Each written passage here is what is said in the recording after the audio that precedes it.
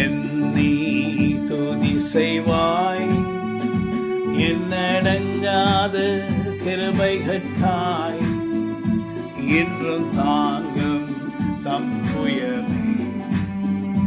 இன்ப இயேசுவின் நாமமே இன்றும் தாங்கும் தம் புயமே. இன்ப இயேசுவின் நாமமே எண்ணி எண்ணி துதி செய்வாய். ஆமென்.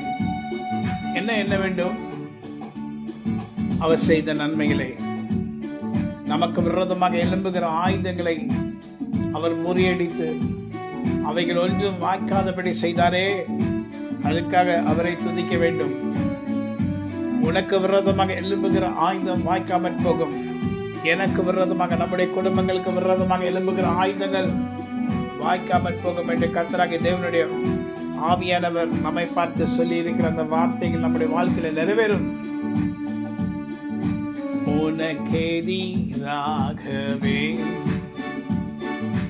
ஆயுதம் வாய்க்காதே, உன்னை அழைத்தவர் உண்மை தேவன், அவர் தாசுக்கு நீதியவர்.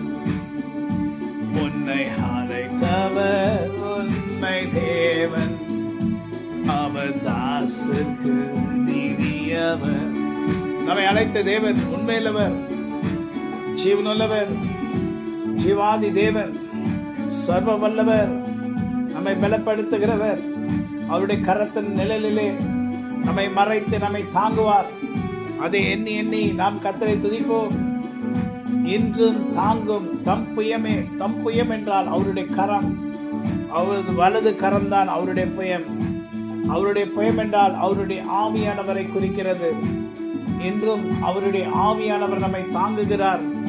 இன்றும் தாங்குகிறார் என்றால், அந்நாளிலே நாம் தாயின் கருவிலே உருவாகும் முன்னே நம்மை தாங்கினவர் இன்றும் தாங்குகிறார். ஆண்டவரே, உமக்கொப்பானவர் யார்? ஆண்டவரே, உமக்கொப்பான தேவன் யார்? ஆண்டவரே, எங்களை நேசிக்க. ஆண்டவரே, எண்ணி நாங்கள் துதிப்போம். ஆண்டவரே, நீ செய்த நன்மைகளுக்காக உமக்கு கொடான கொடி நன்மைகளை, நன்றிகளை சொல்லுவோம். ஹல்லேலூயா. Amen. God bless you. Have a wonderful day.